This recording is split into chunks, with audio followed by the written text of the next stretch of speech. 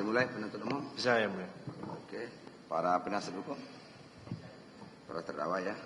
Sidang dalam perkara tindak pidana korupsi nomor 54, 55, dan 56, Pitsus TPK 2023. Pengadilan Tindak Pidana Korupsi pada Pengadilan Negeri Kelas 1A Khusus Jakarta Pusat. Para terdakwa Anang Ahmad Latif, Joni Galpalate, dan Yun Suryat dibuka dan dinyatakan terbuka untuk umum. Saudara Anang, sehat hari ini? Sehat ya mulia. Oke, Pak Jumat. Sehat ya mulia. Sehat, Pak. Kita lanjutkan.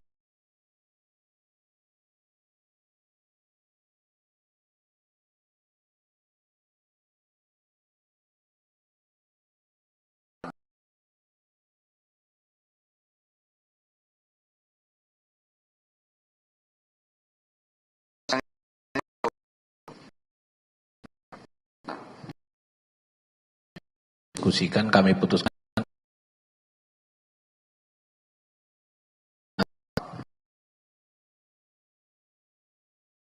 Yang Pak setuju. Nah, oke lah. Kemarin mintanya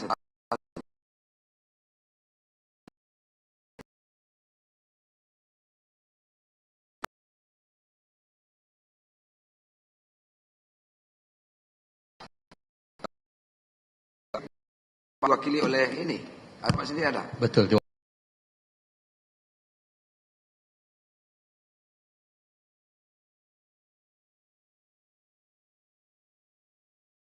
nama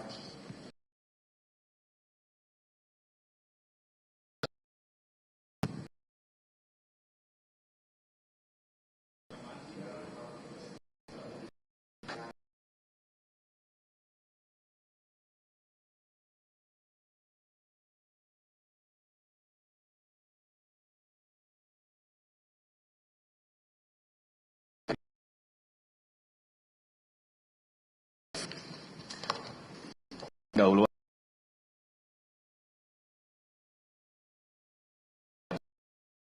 yang dengan kebaikannya telah menempatkan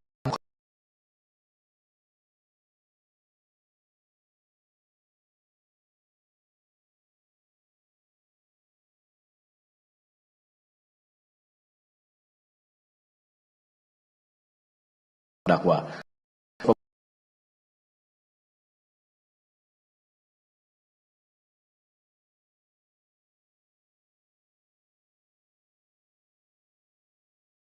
Dalam hal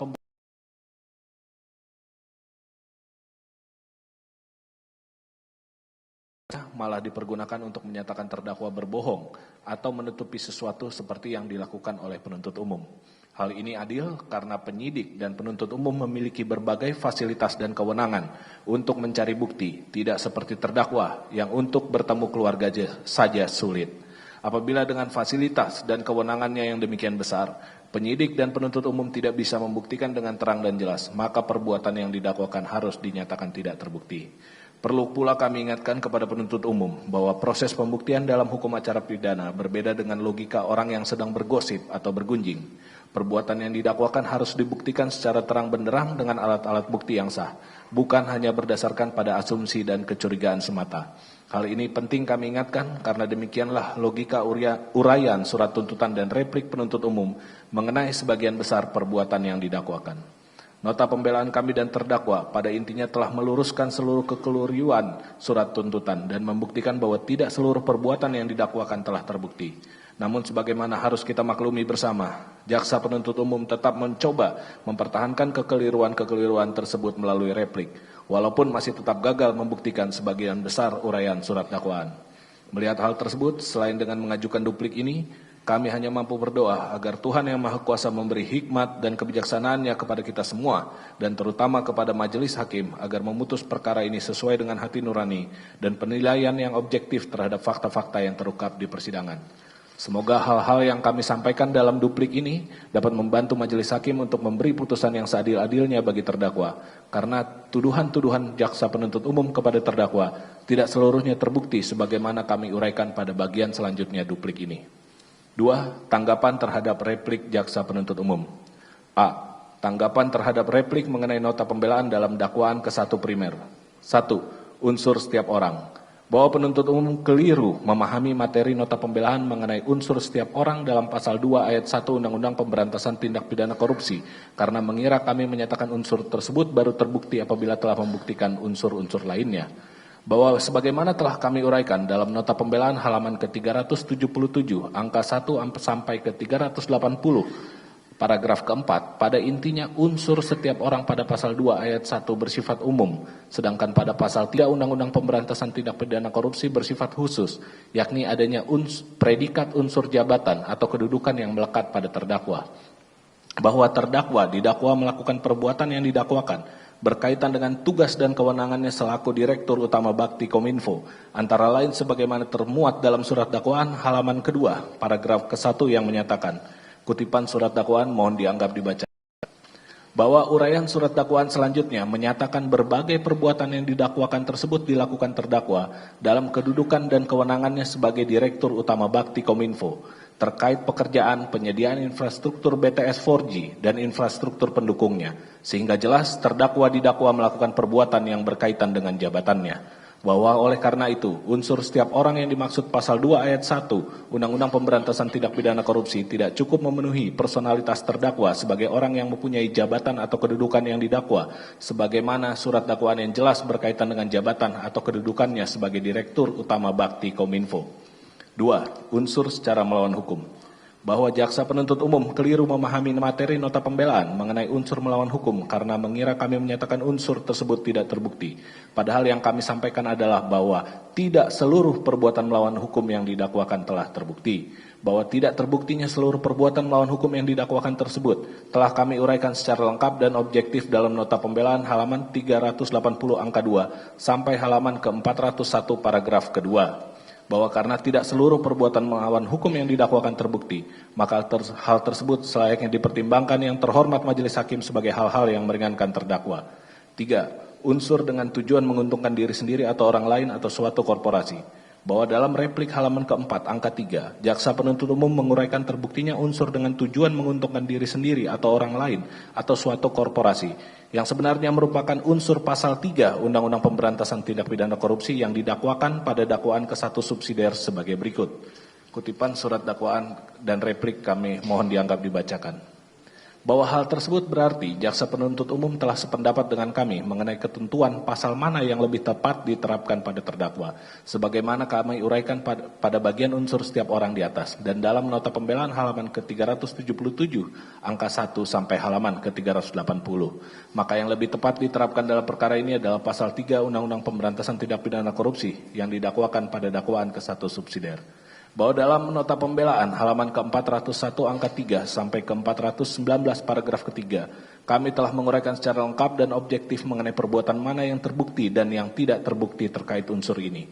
Bahwa karena perbuatan memperkaya diri sendiri atau orang lain atau suatu korporasi pada dakwaan ke-1 primer, dan perbuatan menguntungkan diri sendiri atau orang lain atau suatu korporasi pada dakwaan ke-1 subsidiar tidak seluruhnya terbukti, maka hal tersebut selayaknya dipertimbangkan oleh yang mulia majelis hakim yang memeriksa dan mengadili perkara ini sebagai hal-hal yang meringankan terdakwa.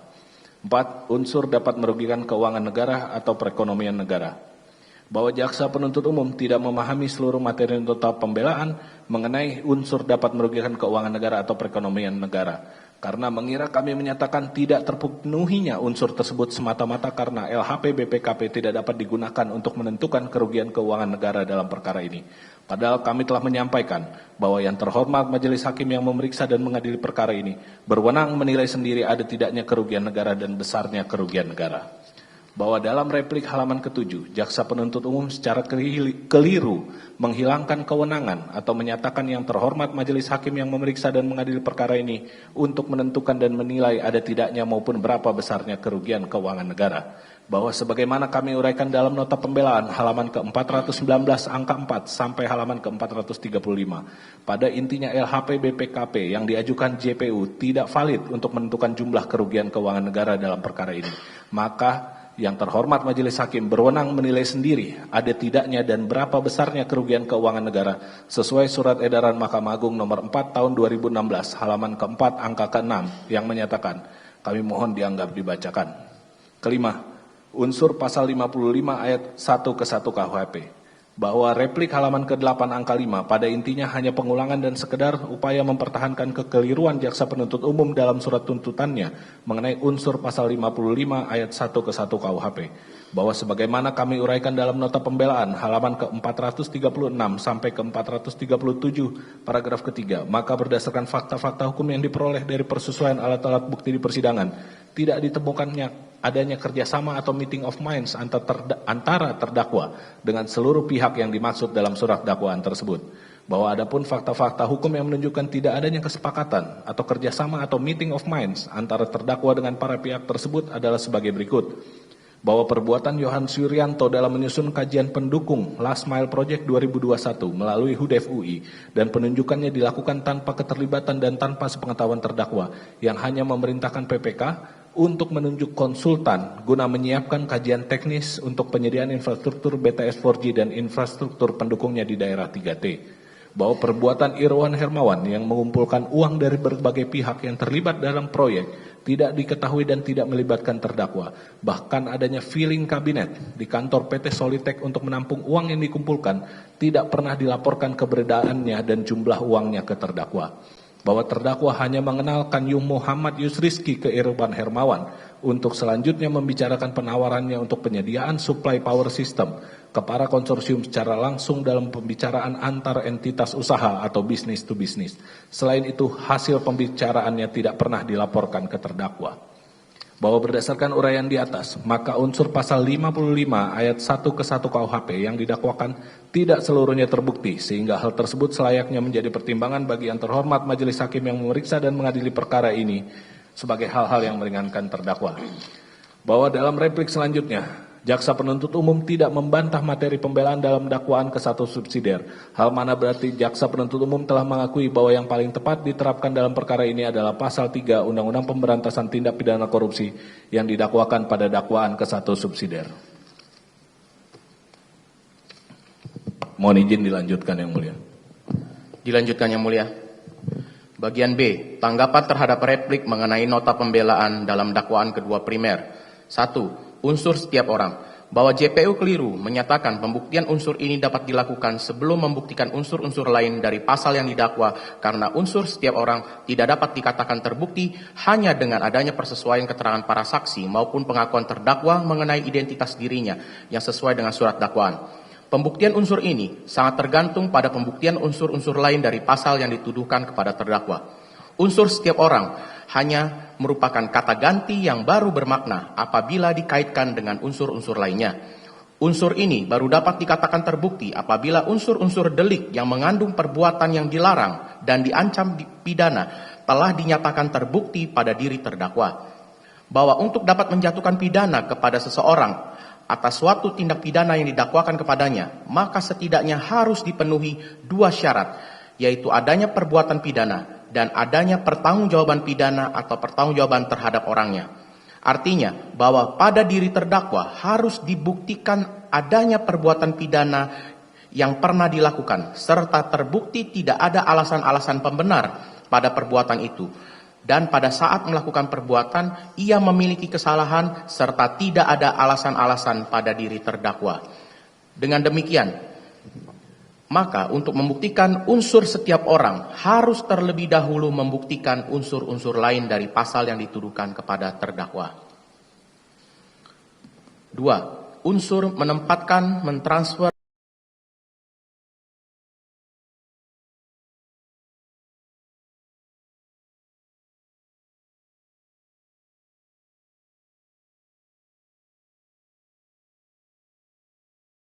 ke-9 sampai 10, JPU hanya sanggup membuktikan terdakwa menggunakan uang sebesar 5 miliar rupiah dari Irwan Hermawan dan Jemi Suciawan untuk pembayaran sebagian harga pembelian rumah di Tatar Spati Rasmi, Kota Baru Parahyangan. Bahwa sebagaimana kami uraikan dalam nota pembelaan halaman 442 angka 2 sampai dengan 450 paragraf kedua, harta benda lainnya yang menurut JPU berasal dari tindak pidana asal atau predikat crime yang didakwa dalam dakwaan ke-1 tidak bukti. Adapun harta benda tersebut terbukti dibeli dengan uang yang sah dan telah terdaftar di LHKPN dan SPT terdakwa dan istri sejak tahun 2019, jauh sebelum adanya pekerjaan penyediaan infrastruktur BTS 4G dan infrastruktur pendukungnya. Bahwa selain itu, karena dalam predikat krimnya yang telah didakwakan pasal 18 Undang-Undang Pemberantasan Tindak Pidana Korupsi dan dalam surat tuntutan telah dituntut membayar uang pengganti dari yang telah diterimanya, maka terdakwa tidak lagi dapat dihukum karena melakukan tindak pidana pencucian uang. Hal mana sesuai dengan pendapat ahli Profesor Dr. Jamin Ginting. Karena penggunaan uang hasil tindak pidana yang didakwakan tidak sepenuhnya terbukti, maka hal tersebut layak dipertimbangkan yang terhormat majelis hakim yang memeriksa dan mengadil perkara ini sebagai hal-hal yang meringankan terdakwa. 3. Unsur yang diketahuinya atau patut diduganya merupakan hasil tindak pidana sebagaimana dimaksud pasal 2 ayat 1. Bahwa dalam replik halaman 10 angka 3, JPU terlihat tidak memahami seluruh nota pembelaan kami mengenai unsur ini. Adapun uraian nota pembelaan halaman 450 angka 3 pada intinya menyatakan tidak seluruh perbuatan yang didakwakan dalam dakwaan kedua primer terbukti karena hasil tindak pidana asal atau predikat crime yang terbukti hanyalah penggunaan sebesar 5 miliar rupiah yang diterima dari Irwan Hermawan dan Jemi Suciawan untuk membayar sebagian besar harga pembelian rumah di Kota Baru Parahyangan. Sedangkan sebagian lagi dibayar menggunakan uang yang sah dan telah terdaftar dalam LHKPN dan SPT terdakwa dan istrinya. Bahwa demikian pula dengan harta benda lainnya yang menurut JPU dibeli dengan uang hasil tindak pidana ternyata tidak terbukti. Harta benda tersebut telah terbukti dibeli dengan uang yang sah dan telah terdaftar di LHKPN dan SPT terdakwa dan istrinya sejak tahun 2019, jauh sebelum adanya pekerjaan penyediaan infrastruktur BTS 4G dan infrastruktur pendukungnya. Bahwa karena tidak seluruh perbuatan yang didakwakan dalam unsur ini terbukti, maka hal tersebut layak dipertimbangkan yang terhormat majelis hakim yang memeriksa dan mengadili perkara ini sebagai hal-hal yang meringankan. 4. Unsur dengan tujuan menyembunyikan atau menyamarkan asal-usul harta kekayaan. Bahwa uraian replik halaman 10 angka 4 hanya merupakan pengulangan terhadap dalil-dalil dalam surat tuntutan yang keliru dan telah terbantahkan dalam nota pembelaan halaman 450 angka 4 sampai dengan 451 paragraf kedua. Bahwa karena pembelian rumah di Kota Baru Parahyangan atas nama Insinyur Tia Mutia Hasna telah didakwakan sebagai harta yang diperoleh dari predikat crime dalam dakwaan ke-1 yang juga mendakwakan pasal 18 Undang-Undang Pemberantasan Tindak Pidana Korupsi, maka tidak lagi dapat dinyatakan sebagai tindak pidana pencucian uang yang dimaksud dalam dakwaan kedua. 5. Unsur pasal 55 ayat ke-1 KUHP bahwa uraian replik halaman ke-11 angka 5 sampai dengan halaman ke-24 pada intinya mengakui surat tuntutan tidak menguraikan dan tidak membuktikan pasal 55 ayat 1 ke-1 pada dakwaan kedua primer. Bahwa uraian replik mengenai unsur ini juga ternyata menguraikan apalagi membuktikan adanya peran dari Irwan Hermawan, Galumbang Menak Simanjuntak dan Windy Purnama dalam pembelian rumah di Kota Baru Parahyangan. Adapun yang diuraikan JPU adalah mengenai peran para pihak tersebut dalam tindak pidana asal atau predikat crime yang tidak ada kaitannya dengan perbuatan tindak pidana pencucian uang yang didakwakan dalam dakwaan kedua primer.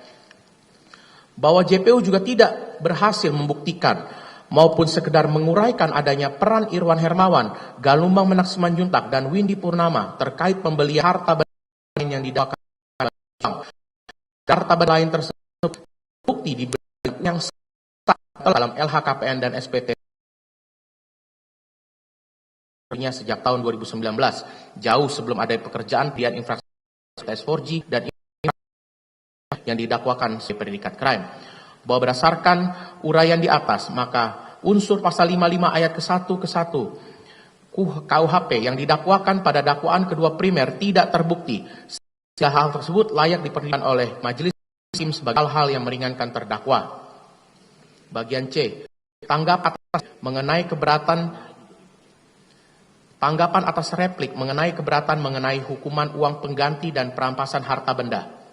bahwa uraian replik halaman ke-27 paragraf ke-1 sampai dengan halaman ke-28 pada intinya hanya pengulangan dan sekedar upaya JPU mempertahankan kekeliruan surat tuntutan yang menuntut agar terdakwa dihukum membayar uang pengganti tanpa mempertimbangkan harta benda yang telah disita dan dituntut agar dirampas untuk negara. Bahwa uraian replik tersebut bertentangan dengan penjelasan umum Peraturan Mahkamah Agung nomor 5 tahun 2014 halaman keempat paragraf ketiga yang menyatakan penjatuhan pidana tambahan perampasan barang dan uang pengganti secara berbarengan pada prakteknya sering menimbulkan persinggungan. Bahkan dalam beberapa kasus majelis hakim melakukan double counting dalam menjatuhkan besaran pidana tambahan uang pengganti dan perampasan aset. Oleh karenanya, penentuan besaran uang pengganti yang akan dijatuhkan harus dikurangi terlebih dahulu dengan hasil korupsi yang telah dikenakan perampasan. Bahwa berdasarkan uraian di atas, apabila terdakwa dihukum membayar uang pengganti, maka besarannya harus dikurangi dengan uang yang telah disita atau dirampas. Bahwa karena sebagaimana diuraikan dalam surat tuntutan dan nota pembelaan, ternyata terdakwa hanya terbukti menerima uang sebesar 5 miliar rupiah dari Irwan Hermawan dan Jemi Suciawan, maka harta benda serta uang lain di luar jumlah tersebut yang disita dalam perkara ini harus dikembalikan ke pihak di mana disita. Penutup, Majelis Hakim yang terhormat, saudara penuntut umum yang kami hormati dan sidang yang kami muliakan. Berdasarkan hal-hal yang telah diuraikan dan nota pembelaan dan duplik ini, kami mohon agar Majelis Hakim berkenan dan mengabulkan seluruh terdakwa penasihat hukum setelah menjatuhkan putusan dengan amar sebagai berikut. Menerima seluruh nota pembelaan yang diajukan terdakwa dan penasihat hukum. Menyatakan terdakwa tidak terbukti secara dan meyakinkan melakukan perbuatan yang didakwakan pada dakwaan ke-1 primer dan dakwaan kedua maupun subsidiar.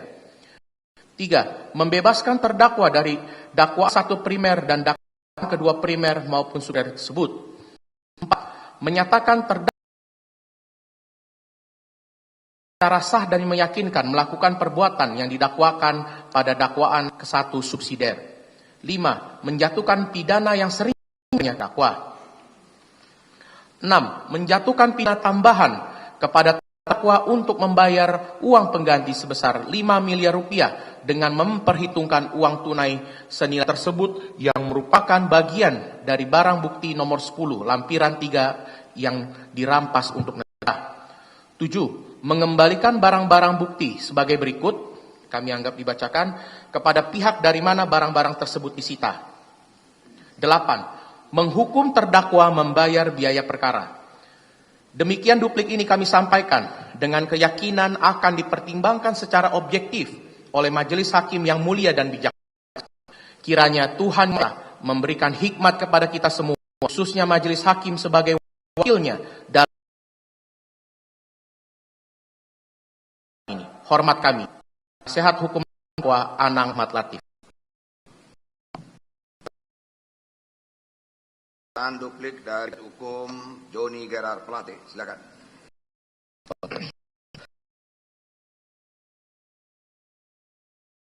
Dalam rangka melima hakim pada pasal 180 B bersama duplik replik jaksa penuntut umum. Adapun replik ini merupakan suku kesatuan dengan nota pembelaan yang kami sampaikan di persidangan sebelumnya. Pada intinya, replik jaksa penuntut umumnya membantah dan penasihat sudah sah dikesampingkan yang mungkin sebagai berikut. Tentang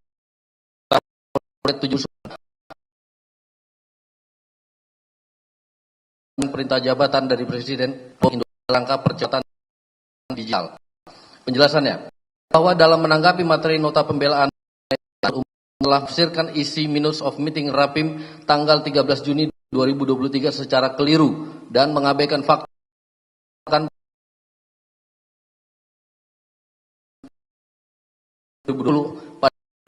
pada meminta dilakukan penyediaan internet pada tahun 2021 dan mengarahkan penyediaan internet di 7.000 capex menjadi capex. Padahal minus yang kami lakukan secara utuh duplik ini terbukti tidak mengurus skema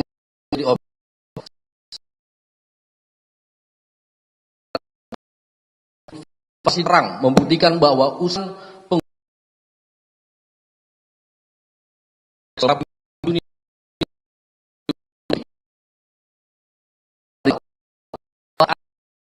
sendiri telah mengakui dan menegaskan bahwa usulan penggunaan skema belanja capex tersebut berasal dari BLU Bakti sebagaimana keterangan saksi Arifin Saleh Lubis, saksi Niken, saksi Anang Ahmad Latif. Berdasarkan bukti minutes of meeting dan persesuaian keterangan antara para saksi yaitu Anang Ahmad Latif, Arifin Saleh Lubis, dan saksi Niken Widyastuti di atas, maka telah membenarkan suatu kejadian yaitu inisiatif atau usulan penggunaan skema belanja capex dalam pengadaan BTS 4G sejak awal berasal dari BLU Bakti, bukan dari terdakwa. Bahwa meskipun penuntut umum tidak mampu membantah fakta bahwa terdakwa menjalankan perintah jabatan, namun pada kesempatan terakhir ini kami ingin menegaskan agar kiranya semakin terang dalam persidangan ini bahwa seluruh kebijakan pengadaan 4.200 BTS 4G tahun anggaran 2021, khususnya kebijakan pengusulan anggaran yang dipandang sebagai perbuatan melawan hukum oleh penuntut umum, merupakan pelaksanaan perintah jabatan dari Presiden Republik Indonesia yang termuat dalam 1. Risalah Kabinet nomor 0108 tahun 2020, Risalah Rapat Kabinet nomor 0140 tahun 2020, Peraturan Presiden nomor 86 tahun 2020. Bahkan Menteri Sekretaris Kabinet melalui suratnya nomor B194 tahun 2020 tanggal 29 Juni 2020 perihal perencanaan digitalisasi nasional telah menyampaikan kepada Kepala Bappenas bahwa perencanaan digitalisasi nasional yang dilakukan oleh Menkominfo telah sesuai dengan arahan Presiden, yaitu dalam ratas Kabinet tanggal 4 Juni 2020 dan meminta agar Bappenas menindaklanjuti penganggarannya, yang selengkapnya kami kutip dan kami anggap dibacakan. Bahwa selain itu, berdasarkan riwayat penganggaran pagu indikatif Kominfo 2021, terbukti sebelum adanya rapat terbatas Kabinet tanggal 4 Juni 2020 yang memerintahkan terdakwa untuk mengirim 1 lembar daftar kebutuhan investasi infrastruktur dan anggarannya yang dibutuhkan dalam rangka digitalisasi nasional. Usulan pagu indikatif 2021 yang diajukan Kominfo ke Kementerian Keuangan masih berpedoman pada target pembangunan BTS atau last mile dalam RPJMN 2020 sampai 2024 yang dibuktikan dengan dokumen sebagai berikut. Surat Menkominfo kepada Menteri Keuangan nomor B235 tahun 2020. Surat bersama Menteri Keuangan dan Kepala Bappenas nomor S376 tahun 2020 dan B310 tahun 2020. Fakta tersebut telah dengan terang membuktikan bahwa kebijakan menaikkan target pembangunan dan usulan anggaran pembangunan BTS 4G terjadi pasca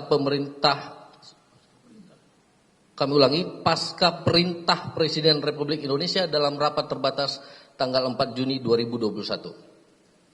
Bahwa sebagaimana telah kami uraikan dalam nota pembelaan, perintah percepatan transformasi digital diberikan oleh Presiden kepada terdakwa dalam kedudukan terdakwa selaku pelaksana tugas pembantu Presiden yang diatur dalam pasal 17 ayat 1 Undang-Undang Dasar 1945, Undang-Undang nomor 39 tahun 2008 tentang Kementerian Negara maupun Peraturan Presiden nomor 54 tahun 2015 tentang Kementerian Komunikasi dan Informatika yang dicabut dengan Peraturan Presiden Republik Indonesia nomor 22 tahun 2023 tentang Kementerian Komunikasi dan Informatika.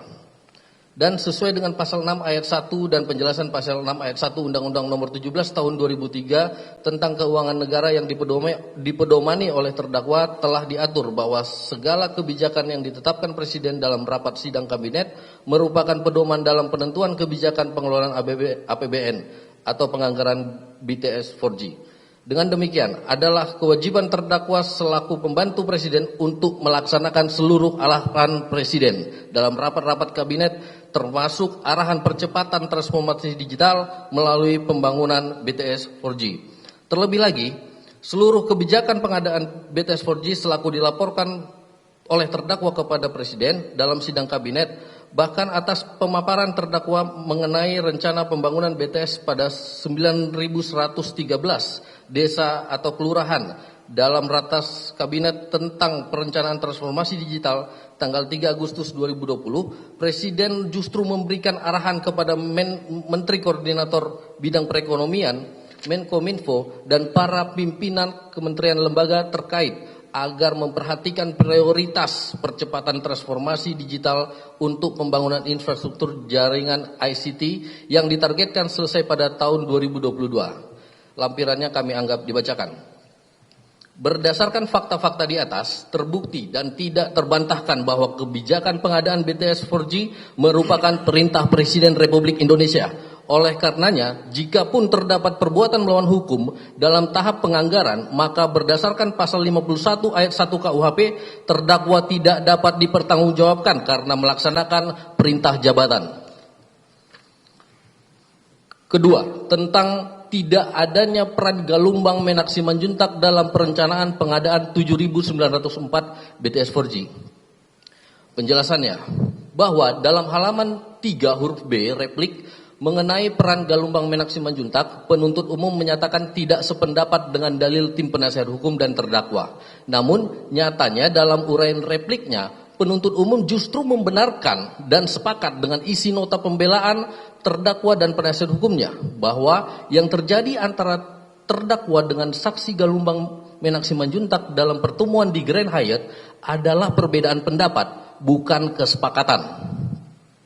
Sebagaimana telah kami uraikan dalam halaman 359 sampai 362 angka 11 bab 3 analisa fakta nota pembelaan, perbedaan pendapat yang terjadi ialah sebagai berikut.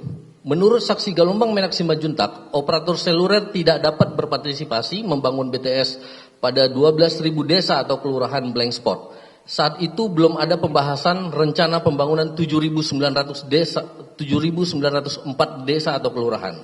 Sebaliknya, menurut terdakwa, pembangunan BTS harus menjadi kewajiban operator seluler sebab operator seluler telah lebih dari 10 tahun mendapat lisensi spektrum frekuensi dari Kominfo.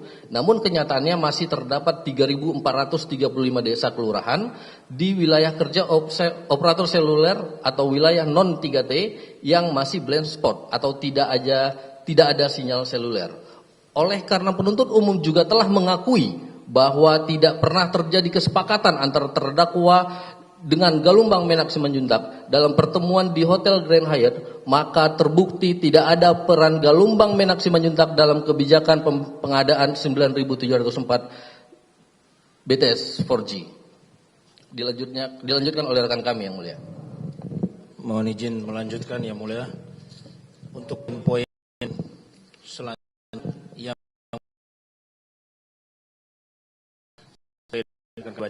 yang bacakan judul ya. Ketiga, terdakwa telah mendelegasikan kewenangan pada KPA sehingga tidak boleh melakukan tindakan intervensi terhadap pelaksanaan pengadaan batch. Penjelasannya dibacakan mulia.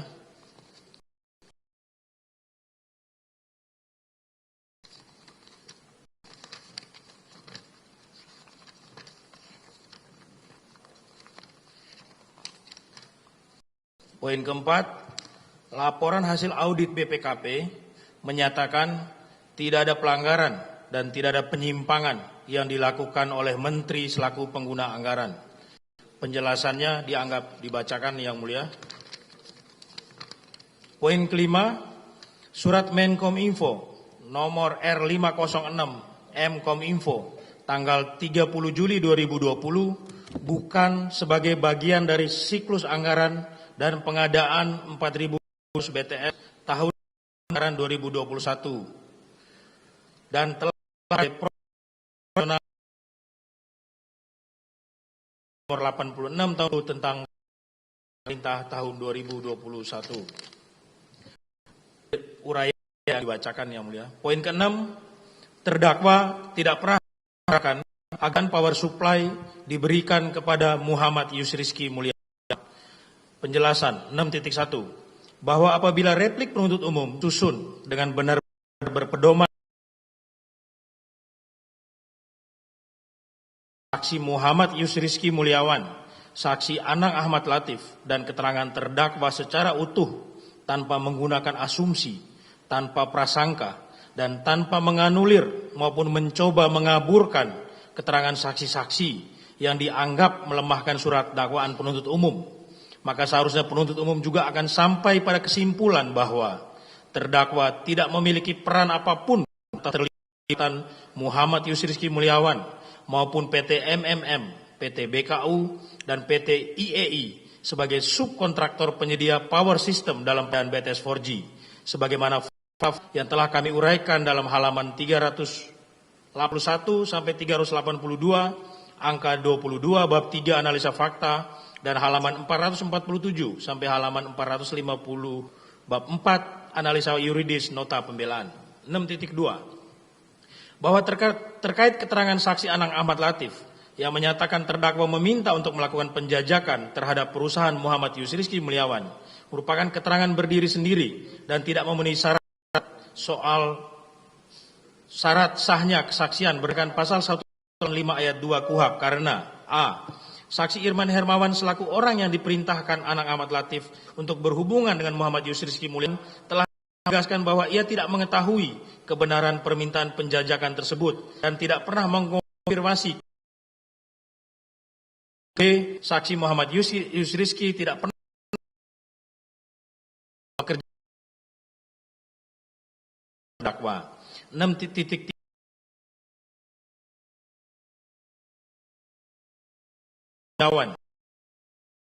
2023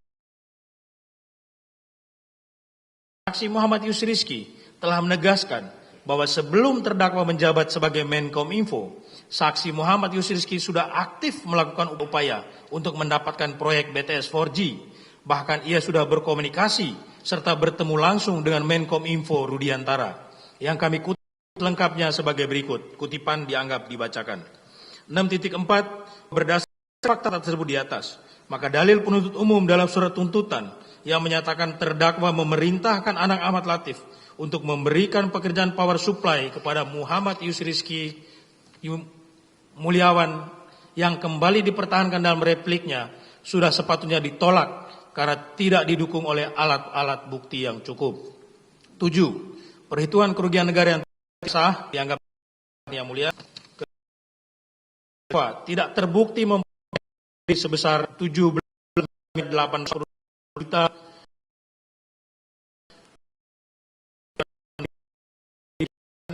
Sembilan, mengenai penjara pidana pokok dan pidana tambahan.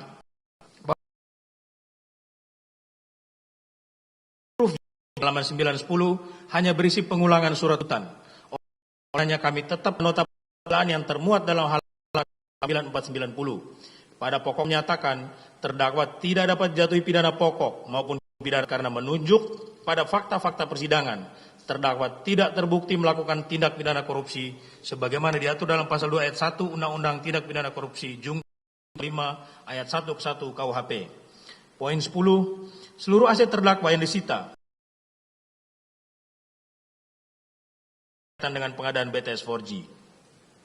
10.1 bahwa berdasarkan ketentuan pasal 38B ayat 1 dan 4 Undang-Undang Tindak Pidana Korupsi, proses pembuktian maupun dalam nota pembelaan, khususnya dalam halaman 491 sampai 48 nota pembelaan, terdakwa telah membuktikan secara lengkap dan jelas bahwa seluruh aset terdakwa yang disita dan dituntut untuk dirampas untuk negara dalam perkara ini seluruhnya diperoleh secara sah dan tidak berkaitan dengan pengadaan BTS 4G, dan bahkan aset berupa 3 bidang tanah terbukti diperoleh jauh sebelum terdakwa menjabat sebagai Menko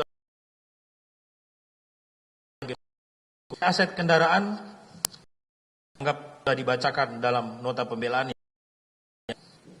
mengenai aset tanah. Terbukti bahwa 3 bidang aset tanah yang disita dan dipasang penuntut umum delikti sebagai berikut. Beli tanah dari masa tanahlah tuntas dilakukan jauh sebelum terdakwa menjabat Kemenkominfo, yaitu tanggal 8 Juni 2003, dan sertifikat terbit sebelum proyek BTS dimulai, itu pada tanggal 5. Bukti surat yang telah kalampirkan dalam nota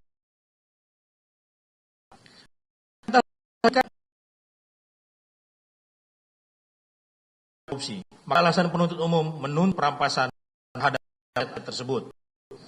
Bahwa replik penuntut umum dalam halaman 14 alinea pertama menyatakan bahwa dalam perkara terdakwa Johnny Gerard Plate terdapat beberapa barang bukti bernilai ekonomis berupa kendaraan dan tanah, baik atas nama terdakwa maupun atas nama pihak lain yang ada hubungannya dengan tindak pidana dan sesuai pembuktian diperoleh dalam tempus delicti maupun sebagai aset yang bernilai ekonomis atas terbuktinya perbuatan tindak pidana korupsi oleh terdakwa yang mengakibatkan kerugian negara, maka beralasan dirampas untuk mengurangi kerugian negara.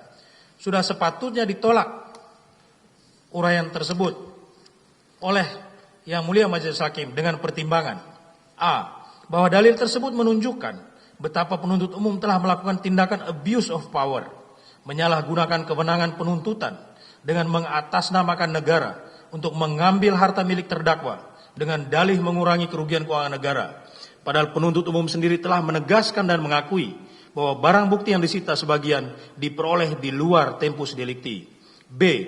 Penuntut umum berdalih melakukan perampasan aset yang diperoleh di luar tempus delicti untuk mengurangi kerugian keuangan negara. Padahal faktanya, penuntut umum dengan yakin menyatakan dalam surat dakwaan dan surat tuntutannya bahwa ada pihak-pihak lain yang diperkaya secara melawan hukum, yaitu Anang Ahmad Latif sebesar 5 miliar, Yohan Suryanto sebesar 453 juta, Windy Purnama sebesar 500 juta, Muhammad Yusuf Rizki sebesar 50 miliar dan $2.500.000 Amerika, konsorsium Faber Home untuk paket 1 dan 2 sebesar 2.940.878.424.490 rupiah, konsorsium Lintas Arta 1.914.620.955 rupiah, konsorsium BTS dan ZTA paket 4 dan 5 sebesar 3.514.518.715.600 rupiah. Dengan demikian,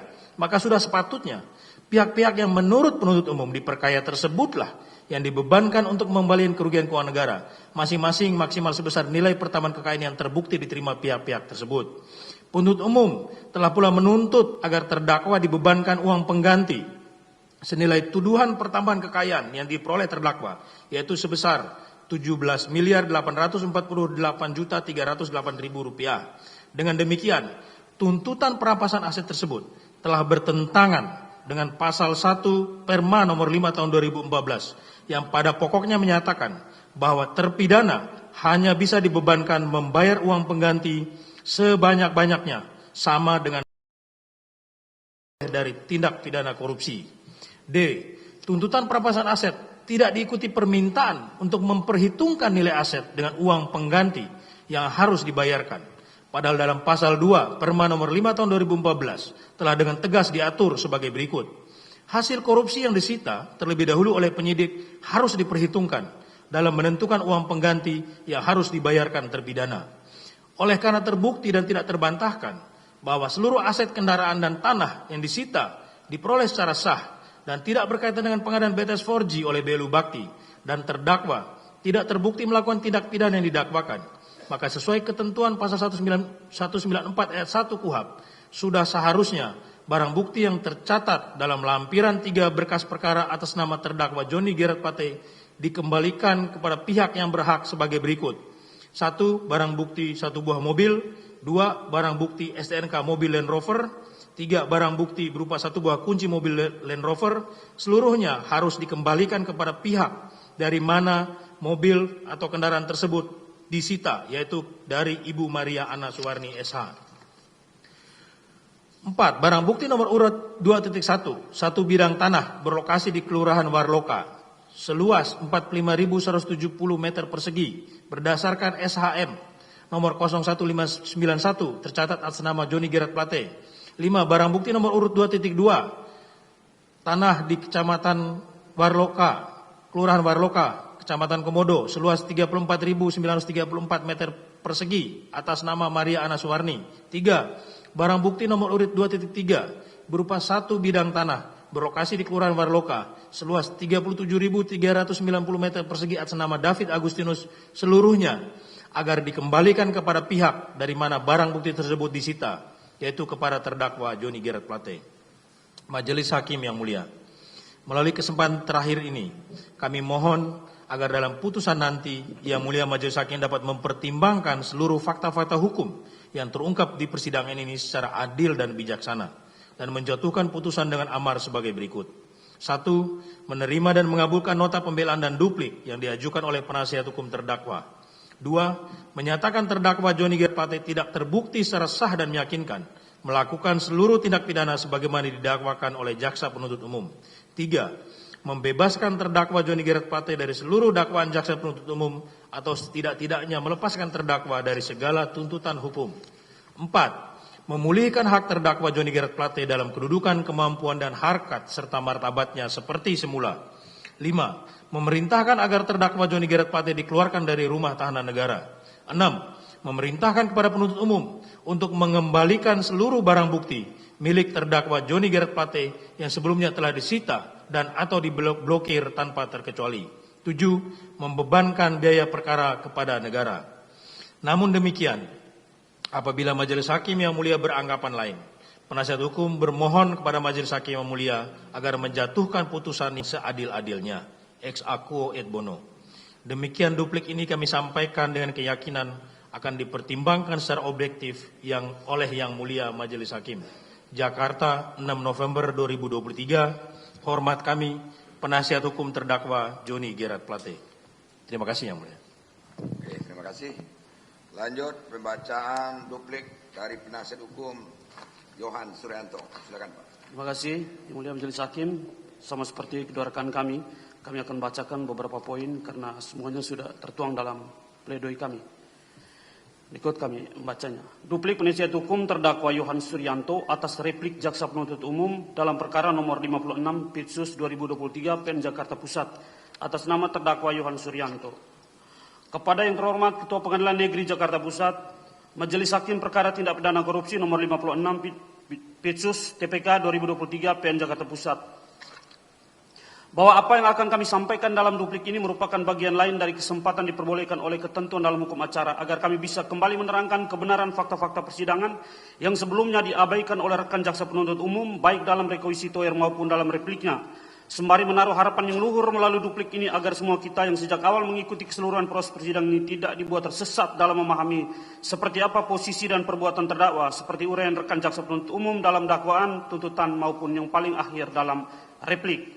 Duplik kami ini bukanlah narasi di luar kebenaran fakta-fakta yang ditemukan saat persidangan, bukan juga sebuah argu sebagai bentuk pengingkaran untuk menentang rekan jaksa penuntut umum bahwa terdakwa tidak bersalah, tetapi lebih jauh dari itu kami hendak membuktikan tuduhan kepada terdakwa dalam segala posisi dan kedudukan hukumnya, apakah pasal 2 ayat 1 junto pasal 18 Undang-Undang Republik Indonesia nomor 31 tahun 99 tentang pemberantasan tindak pidana korupsi sebagaimana telah diubah dengan Undang-Undang 20 tahun 2021 tentang perubahan atas Undang-Undang nomor 31 junto pasal 55 ayat 1 junto pasal 64 Kitab Undang-Undang Hukum Pidana sudah tepat dan memiliki korelasi dengan fakta-fakta selama proses berlangsung. Kembali lagi kami sampaikan dalam duplik ini bahwa terdakwa tidak mengharapkan apapun dalam proses hukum ini selain kebenaran dan keadilan yang menjadi hak hukum terdakwa. Sebab kami selalu percaya bahwa kebenaran akan menemui jalannya dan Yang Mulia Majelis Hakim sebagai wakil Tuhan dalam perkara ini akan menunjukkan pertanggungjawaban yang besar. Bukan saja kepada terdakwa tetapi kepada Tuhan Yang Maha Esa, Allah Subhanahu Wa Ta'ala sebagai wujud pertanggungjawaban moral yang paripurna. Apakah terdakwa Yohan Suryanto layak untuk dihukum atau bebas dan lepas dari tuntutan hukum berdasarkan fakta-fakta dalam perkara akuo ini. Seperti dalam pledoi terdahulu, kami hendak sampaikan lagi bahwa hukum itu luhur, kebenaran itu tidak serakah, dan keadilan itu nilai yang tidak bisa diukur dalam angka-angka. Oleh karenanya kami kembali serahkan kepada Yang Mulia Majelis Hakim yang memeriksa, mengadili, memutus perkara ini untuk menentukan seperti apa posisi pertanggungjawaban terdakwa dalam perkara ini. Apabila terdapat hal-hal yang meragukan dalam perkara ini berdasarkan fakta-fakta yang terungkap di hadapan persidangan in causa, maka dengan segala hormat Yang Mulia Majelis Hakim harus mengambil keputusan yang menguntungkan terdakwa sesuai asas in dubio pro reo. Majelis Hakim yang kami hormati, jaksa penuntut umum yang kami hormati, serta sidang yang kami muliakan. Kemudian dalam dokumen replik halaman 2 juga disebutkan bahwa Badan Aksesibilitas Telekomunikasi dan Informasi Kementerian Komunikasi dan Informatika Kominfo telah mengalami kerugian sejumlah 8.032.084.133,79 rupiah atau setidak-tidaknya sejumlah tersebut sebagaimana laporan hasil audit perhitungan kerugian keuangan negara atas dugaan tindak pidana korupsi, penyediaan infrastruktur base transit BTS 4G dan infrastruktur pendukung paket 1, 2, 3, 4, 5 pada bakti Kominfo tahun 2020 sampai tahun 2022. Perlu kami sampaikan bahwa dugaan angka kerugian sejumlah 8 triliun sekian adalah sangat janggal dan di luar nalar. Juga tidak disebabkan oleh kegiatan yang dilakukan oleh terdakwa Yon Suryanto. Hal ini karena berdasarkan laporan BPKP, kerugian tersebut diduga berasal dari 1. A. Kegiatan kajian pendukung Last Mile Bakti 2021 sejumlah Rp1.779.972.750. B. Kegiatan penyediaan infrastruktur bebas dan infrastruktur pendukung sejumlah 8 triliun sekian. Terdakwa Yon Suryanto telah melakukan kajian sesuai dengan scope of work yang diminta oleh Bakti kepada HUDEF. Selanjutnya output kajian dilakukan oleh terdakwa Yon Suryanto telah digunakan oleh Bakti sebagai dasar untuk menyusun dan menetapkan APS. Artinya kajian telah nyata memberikan manfaat sesuai scope of work yang diminta oleh Bakti. Hal ini juga diperkuat dengan fakta bahwa BPK dalam laporan tidak menemukan kerugian negara dalam kajian teknis pendukung Last Mile Project 2021. Kajian teknis pendukung Last Mile Project 2021 yang di dalamnya ada draft owner estimate project BTS 4G Bakti tahun untuk 7904 site disusun berdasarkan kaidah kajian yang bisa dipertanggungjawabkan dan memegang prinsip untuk efisiensi. Yang kami lakukan adalah menganalisis data internal existing Bakti, kemudian membandingkan dengan data eksternal dari benchmark industri, kemudian kami menganalisis list desa dan pemaketan yang diusulkan oleh Bakti, termasuk mencari data penduduknya. Berdasarkan data-data itu kami melakukan proyeksi kebutuhan bandwidth dan OPEX yang diperlukan. Kemudian kami menyusun kebutuhan teknis dari BTS 4G yang secara garis besar terdiri dari tower, radio, access network, power system, dan transmisi. Kemudian kami melakukan analisis total cost of ownership TCO untuk 3 opsi transmisi, yaitu yang pertama VSAT, yang kedua microwave, dan yang ketiga adalah transmisi fiber optik. Kemudian kami mendapati bahwa TCO terendah adalah menggunakan solusi fiber optik, sehingga kami mengusulkan dalam penyusunan HPS adalah menggunakan basis perhitungan transmisi fiber optik itu dan yang kami jadikan sebagai OE.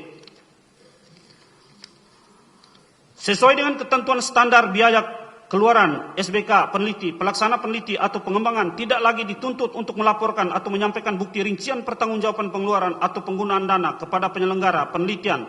Pasal 17 ayat 1.4 Permen Risdikti nomor 20/2018. Kewajiban utama pelaksana penelitian adalah mengembangkan, menghasilkan dan mempertanggungjawabkan keluaran penelitian atau pengembangan yang diajukan dalam proposal serta disetujui. Bukti rincian pengeluaran sebagai syarat administrasi tidak lagi digunakan dan tidak membuat output kajian menjadi tidak sah.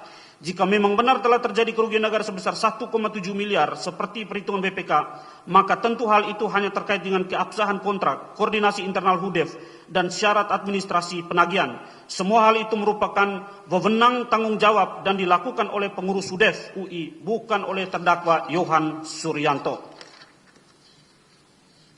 Ahli LKPP dari rekan jaksa penuntut umum menyampaikan dalam kesaksian sidang tanggal 5 Oktober 2023 bahwa dalam hal ini LKPP pernah mengadakan lelang komputer dan harga penawaran akhir adalah 50% lebih murah dibandingkan angka HPS, yang artinya telah terjadi selisih antara HPS dan harga real. HPS sekitar 2 kali lebih tinggi dibandingkan penawaran dinyatakan sebagai pemenang yang nilai selisihnya sekitar 1,8 triliun. Itu berarti bahwa HPS yang merupakan perkiraan awal ternyata 2 kali lebih mahal dari harga akhirnya. Apakah ini menjadi kemahalan atau indikasi markup dalam penyusunan HPS? Tentu tidak. Ahli LKPP tersebut menyatakan bahwa case-nya adalah penghematan diperoleh oleh negara. Isunya bukan markup dalam penyusunan HPS. Sesuai dengan Perpres Pengadaan nomor 16 tahun 2018 bahwa HPS tidak bisa dijadikan dasar penghitungan kerugian keuangan negara karena HPS adalah harga perkiraan sebagai batas atas dan kerugian negara harus pasti dengan tidak bisa dari harga perkiraan yang belum terjadi.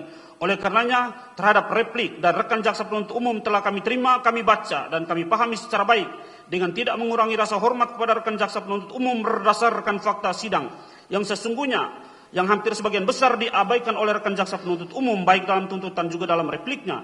Izinkan kami dalam duplik memuat poin-poin sebagai berikut. 1. Dalam halaman 3.1 pada replik rekan jaksa penuntut umum soal permintaan Anang Ahmad Latif untuk bertindak sebagai ahli di Bakti, kemudian terdakwa menggunakan HUDEF UI untuk menyusun kajian last mile project 2021 merupakan tuduhan yang salah, keliru, dan tidak menghormati proses dalam hukum acara yang jadi titik acuh kita beracara sesuai Undang-Undang Nomor 8 Tahun 81 tentang hukum acara pidana.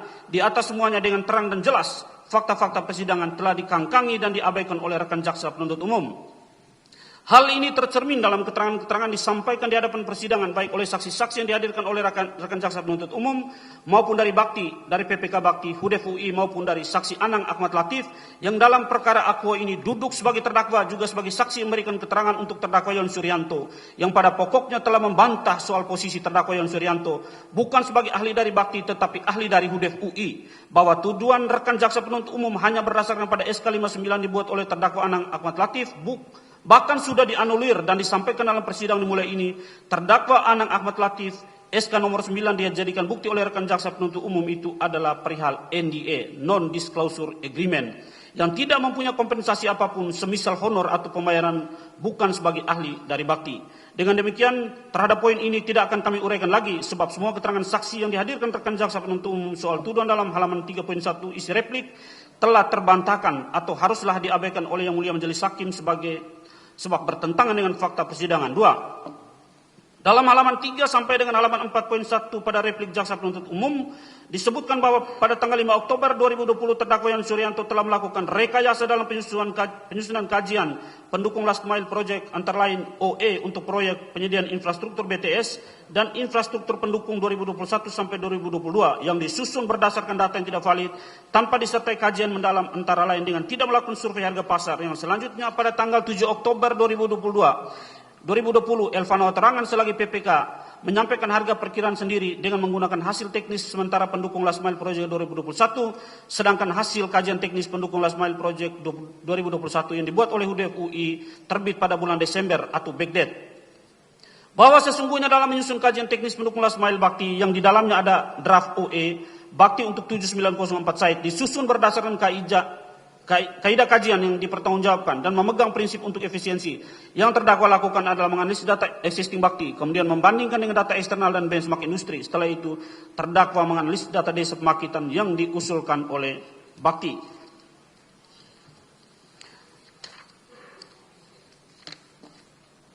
Apa yang diuraikan kami dalam duplik pada poin 2 ini sudah bersesuaian dengan fakta persidangan melalui keterangan saksi ahli pengadaan, baik itu ahli pengadaan atau LKPP dari rekan jaksa penuntut umum maupun ahli pengadaan atau LKPP dari terdakwa, menyatakan bahwa kajian memilih OE berdasarkan harga terendah TCO merupakan opsi terbaik dan harga pembentukan bisa di benchmarking. Data sebelumnya sumber internet.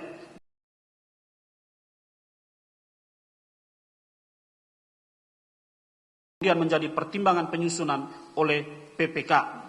Bahwa kemudian posisi hasil kajian atau studi kajian dalam kaitan dengan persoalan pidana korupsi sudah panjang lebar dijelaskan oleh ahli pidana Profesor Dr. Jamin Ginting SHMKN yang pada pokoknya menjelaskan bahwa kajian tidak bisa dipidana soal menggunakan atau tidak sepenuhnya hak usernya. Dengan begitu argumentasi rekan jaksa penuntut umum dalam replik pada halaman 3 sampai dengan 4.2 haruslah ditolak dan dikesampingkan karena tidak berdasarkan fakta hukum yang tidak perlu kami uraikan lagi satu persatu. Sebab faktanya terdakwa tidak menyusun OE secara khusus di tanggal 5 Oktober 2020 seperti uraian rekan JPU. Penyusun OE merupakan proses dari awal permintaan pekerjaan oleh HUDEF UI sampai akhir November 2020.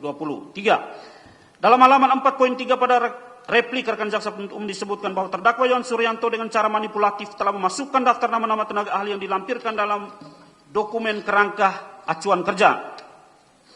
KAK atau kerangka acuan kerja pendukung last mile project tahun 2021 merupakan tanggung jawab dari Bakti sebagai pemberi kerja kepada HUDEF. KAK ini sebagai dasar HUDEF agar bisa melaksanakan pekerjaan. tentunya tidak mungkin terdakwa memasuki nama-nama tenaga ahli dalam dokumen KAK. Selain itu, nama-nama usulan tenaga ahli diakui dalam persidangan yang mulia ini diusulkan oleh Ketua HUDEF UI oleh saksi Muhammad Amar Khairul Umam yang saat ini telah ditetapkan sebagai tersangka oleh Jaksa Agung melalui tindak pidana khusus pada Kejaksaan Agung melalui Kejaksaan Negeri Jakarta Selatan pada tanggal 31 Oktober 2020 karena diduga telah memalsukan kwitansi pembayaran, bukti pendukung lainnya, termasuk memalsukan tanda tangan ahli-ahli dalam proyek Last Mile. 4. Dalam halaman 4.4 pada replik rekan jaksa penuntut umum disebutkan bahwa terdakwa Yon Suryanto selain bertindak sebagai tenaga ahli yang menyusun kajian teknis pendukung Last Mile, pada kenyataan juga menjabat sebagai dirut PT Rambinet Network selaku subkontraktor melalui konsorsium PT IBS pada paket 4 dan 5. Bahwa poin ini benar sebagai dirut PT Rambinet Network, tapi PT Rambinet tidak ada kaitan dengan kajian teknis pendukung Last Mile dan tidak juga pernah melakukan pendekatan-pendekatan kepada vendor-vendor peserta tender. PT Rambinet mendapatkan pekerjaan IBS di bulan Juli tahun 2021, sekitar 7 bulan setelah kajian teknis pendukung Last Mile Project selesai. Perlu terdakwa jelaskan bahwa berdasarkan fakta persidangan sebelumnya, terdakwa Yon Suryanto sebagai tenaga ahli menyusun kajian tersebut.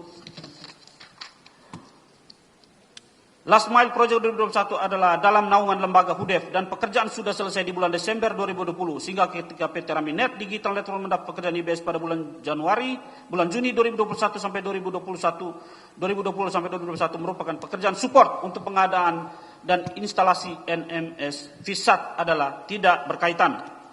5. Dalam halaman 4.5 pada replik rekan jaksa penuntut umum disebutkan bahwa terdakwa Yon Suryanto baik secara bersama-sama maupun sendiri-sendiri dengan Anang Ahmad Latif, Galumbang Menang Simanjuntak, Elvano Hatorangan, Muhammad Feryandi Mirza, Irwan Hermawan, dan Mukti Ali dalam proses pengadaan proyek pengadaan infrastruktur BTS dan infrastruktur pendukung paket 1, 2, 3, 4, dan 5 pada Bakti Kominfo telah melakukan pertemuan dengan calon kontraktor dan subkontraktor secara tidak sah dalam rangka menentukan pelaksanaan pekerjaan sebelum diumumkan lelang pengadaan proyek BTS infrastruktur paket 1, 2, 3, 4, 5 tersebut. Oleh karenanya kami kembali menjelaskan dalam duplik kami ini, terdakwa tidak pernah melakukan pertemuan-pertemuan dengan vendor secara tidak sah untuk mengatur tender pemegang tender maupun untuk mendapat harga atau masukan harga pesanan vendor. Draft TPS dalam kajian dilakukan sesuai dengan kaidah kajian. Sesuai fakta persidangan bahwa terdakwa Yon Suryanto tidak pernah bertemu dengan Anang Ahmad Latif, Galumbang Menak Simanjuntak, Iwan Hermawan, dan Mukti Ali pada 2020-2022 dan juga tidak pernah bertemu dengan calon kontraktor maupun kontraktor dengan mereka. Khusus dengan terdakwa Anang Ahmad Latif, Elvano Hatorangan, dan Feryandi Mirza di tahun tersebut hanya pernah meeting online Zoom dan ada diskusi via grup, tidak satupun melibatkan calon kontraktor atau subkontraktor. Dengan begitu poin ini dalam replik rekan jaksa penuntut umum hendaknya diabaikan dan ditolak sebab bertentangan dengan fakta-fakta persidangan. Majelis hakim yang kami hormati, jaksa penuntut umum yang kami hormati, serta sidang yang kami muliakan. Selanjutnya berdasarkan isi replik, rekan jaksa penuntut umum yang menjawab 3 hal pada halaman 5 dalam isi repliknya perlu juga kami tanggapi dalam duplik kami sebagai berikut. 1. Bahwa rekan jaksa penuntut umum telah salah dan gagal mengartikan yang diminta dalam pledoi, baik pledoi pribadi terdakwa Yon Suryanto maupun pledoi kami selaku tim penasihat hukum terdakwa, soal permintaan agar majelis hakim memutuskan seadil-adilnya dan seringan-ringannya dengan putusan Frisprak atau putusan Onslag Van Rek Vervolging.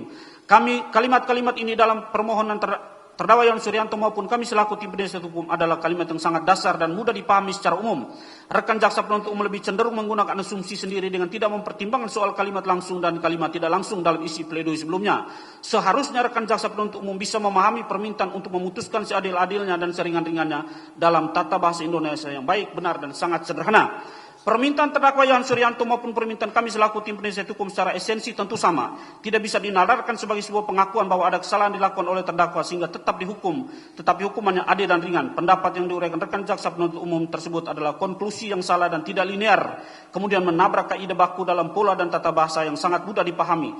Di mana permintaan terdakwa Yon Suryanto adalah permintaan yang normal dan tidak bertentangan dengan arti yang sama. Sesuai permintaan kami selaku tim penasihat hukum agar yang mulia majelis hakim membebaskan atau melepaskan terdakwa Yon Suryanto dari dakwaan dan tuntutan dibacakan rekan jaksa penuntut umum. 2. Bahwa pidana denda sebanyak 250 juta dalam uraian kami pada nota pembelaan tidak berarti kami selaku tim penasihat hukum tidak memahami ketentuan sebagaimana dalam pasal 2 ayat 1 Undang-Undang Tipikor dalam dakwaan primer yang mengatur tentang lamanya penjara dan besarnya denda.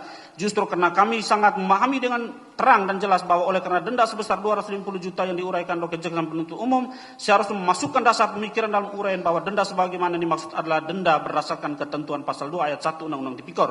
Rekan jaksa penuntut umum melewatkan penjelasan ini menjadi bagian penting bagi dasar perhitungan dan denda tidak merinci dasar permintaan denda.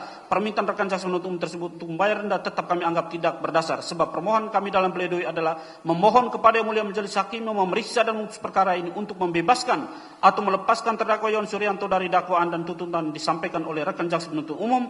Dengan begitu denda dimaksud tetaplah ditolak atau dikesampingkan. Dari uraian tersebut di atas, oleh karenanya sebagai tim penasihat hukum terdakwa Yohan Suryanto akan tetap pada nota pembelaan atau pledoi yang kami bacakan di hadapan persidangan ini pada tanggal 1 November 2023 lalu, yang mana di dalamnya termuat secara lengkap, terang dan jelas soal posisi hukum terdakwa Yohan Suryanto berdasarkan fakta-fakta yang ditemukan dalam persidangan. Berikut lampiran-lampiran bukti juga telah diuraikan oleh kami selaku tim penasihat hukum terdakwa yang kemudian bisa menjadi pertimbangan Yang Mulia Majelis Hakim untuk memutus perkara nantinya.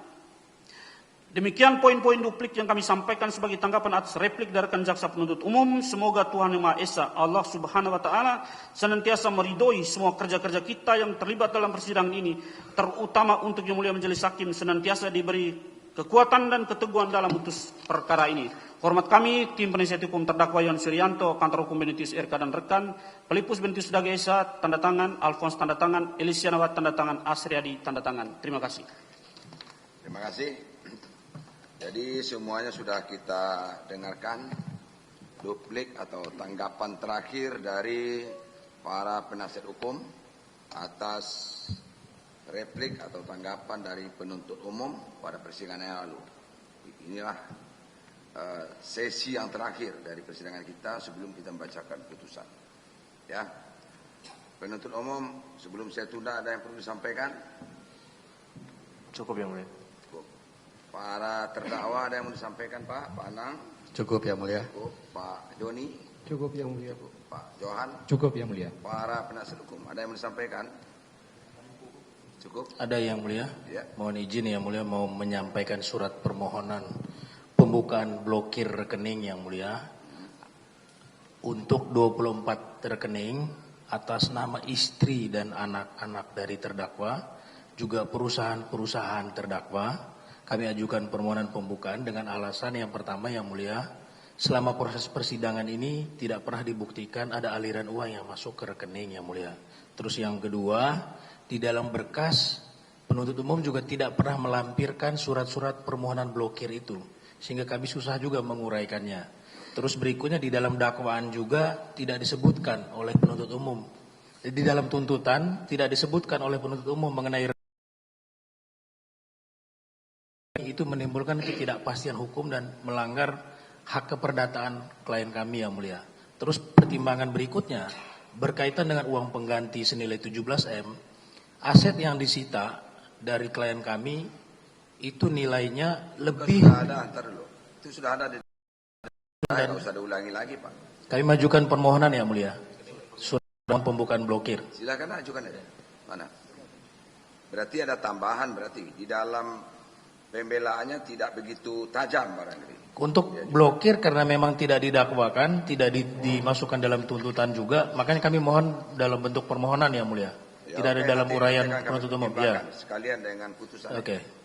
Terima kasih Yang Mulia. Ya, oke. Habis ya, dari Pak Yohan Suryanto, penasihat hukumnya nggak ada. Cukup, jelas. Cukup.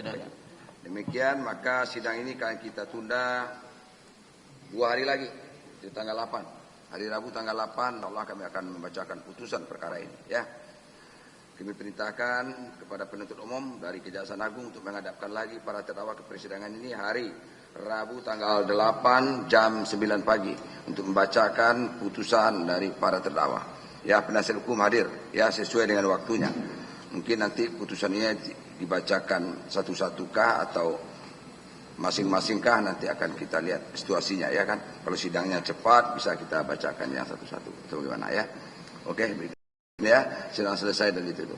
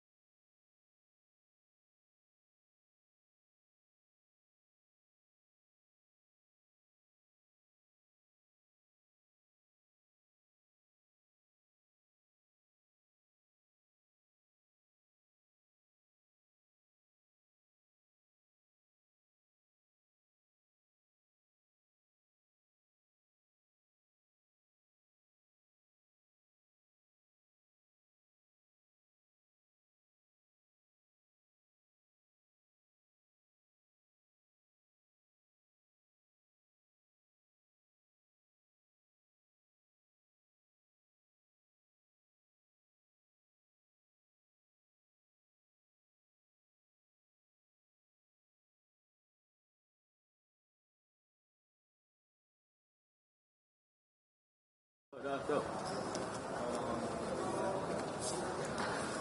metro, awas. Ya ampun, Bapak.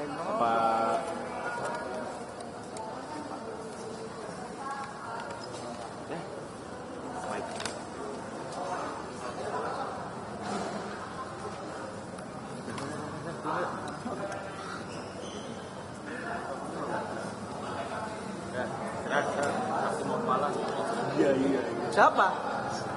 Siapa yang lewat sana? Lu dong ikut. Praktis lagi. Gue tuh udah mikir ini ada nih. Nggak ada ya? Nggak ada.